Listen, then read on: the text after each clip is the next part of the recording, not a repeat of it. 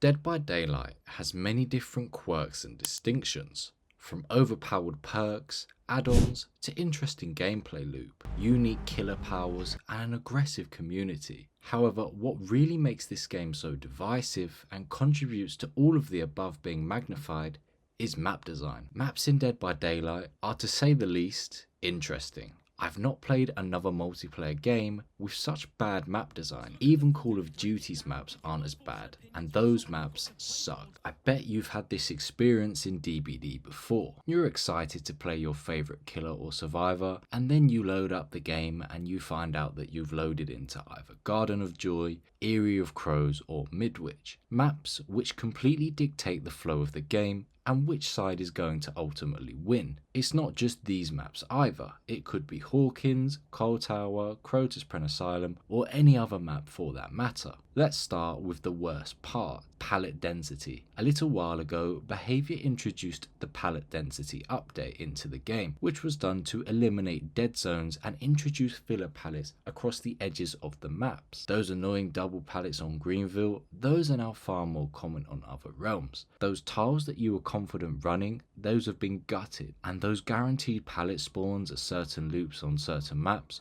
removed with no explanation. The goal of the pallet density update was to make the maps fairer with more opportunities to have more engaging chases. However, the reality is that the update changed the game forever in a negative way, just causing frustration, fatigue, and genuine boredom when playing. You see, the thing is, a lot of maps are just too strong and are mostly favourable to one role. Combine this with diminishing returns, increased hook timers, and overpowered exhaustion perks, and it makes it a particularly rough experience for killers. The state of the game, combined with the density of pallets and the strength of some main buildings as well, make it near impossible to win without bringing some insanely oppressive build or playing incredibly well with mistakes from the other side. This poor map design often offsets the fun and encourages players to bring oppressively strong builds, which, let's be honest, isn't fun for anyone to play again. Another thing is, a lot of maps aren't designed with specific killers in mind.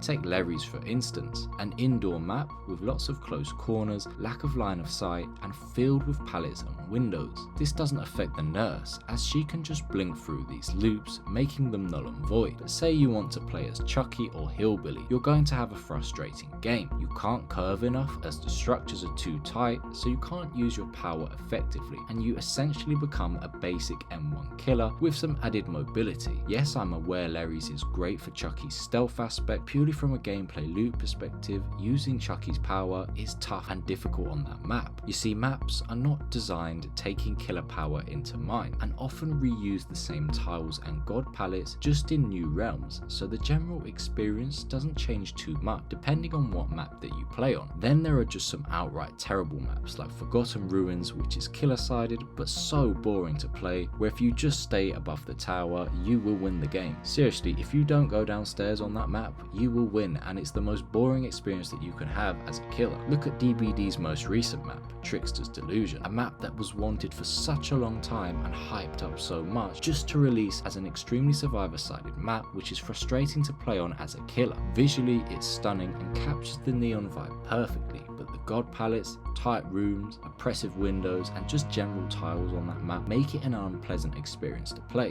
Which leads me on to my next point. Behaviour tends to favour aesthetics over actual gameplay loop, and what I mean by that is that most of the maps that we see in modern Dead by Daylight look stunning. Visually, they have amazing lighting, everything looks clean, looks modern, it looks like an exceptional map to play, but the reality is that is more focused on than the actual gameplay variety. The tiles are mostly the same tiles, the loops feel generic and samey, there's no new real gameplay introduced on new maps, it's just more of the old same stuff. Despite also many reworks on maps, particularly the older ones that were first introduced almost 10 years ago, many maps still feel outdated, despite the countless rework, and behind the standards expected of a popular multiplayer game. Let's move on. Behaviour have a bias towards creating either outright poor maps or maps that are just most survivor-sided in my opinion. Trickster's Delusion, Freddy Fazbear's Pizzeria, Nostromo Wreckage are just some of DBD's most recent maps that all have extremely strong tiles and palettes that are difficult to play around as the killer. Strong fillers, lack of dead zones and structures that are near unplayable. This is what I call the behavior special. This might not make sense,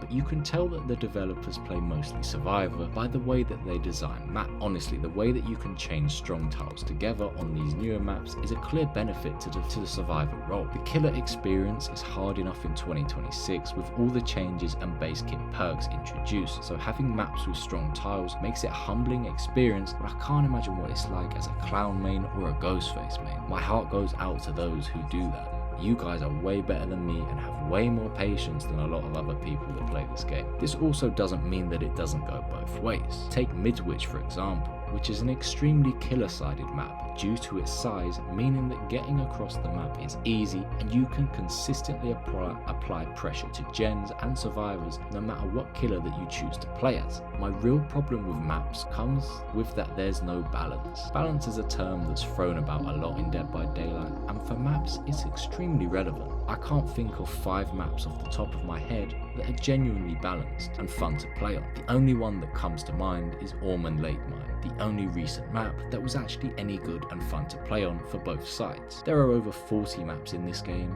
and I'd say only about 10 to 15% of them are fun to play on or that I look forward to actually playing. My final big issue with maps is the actual consistency of them. Despite there being over 40 unique maps or so, I appear to seem to get the same 5 or 6 maps every time that I play. It's always RPD, Hawkins, The Game, Garden of Joy, Swamp or Trickster's Delusion, and I will see these maps at least once in a typical 3 to 4 hour session. Barely ever seem to play maps like the Pizzeria, Larry's or even Ormond Lake Mine, and if I do, it's once in a blue moon. Honestly, I will play RPD probably about 6 times in a 6 hour period, whereas I'll play Freddy Fazbear's Pizzeria maybe once in a week. It just seems very off the actual spawn rate and pick rate of these maps. While it's good that map offerings have essentially been removed so you can no longer have these really difficult games that are intended to be difficult by either a survivor or killer, it is still the same few maps that appear more often than others and seem to have a higher frequency. It just makes the game feel repetitive. Constantly playing on the same structures and specific tiles can get old quickly, and it makes me want to stop playing after a while, and I imagine it makes a lot of you feel the same. While the devs may never admit it, there's a clear push for certain maps to be used more than others, which do have an increased frequency, which despite their strengths or weaknesses can make the game feel stale. I'd rather play on maps that I don't like if they're all at the same pick rate, honestly. Just the variety of playing on a different map each time you load in and not seeing the same maps over and over would keep the gameplay much more fresh and fun than actually playing a map that I like 3 or 4 times in a 3 hour period. Hopefully one day that we can play a variety of balanced fun maps on Dead by Daylight, but until then, that'll be it from me. Please let me know your thoughts down below on maps. What are your favourites? What don't you specifically like about them? And how do you think they can be improved for in the future? Thanks for watching, and until the next one.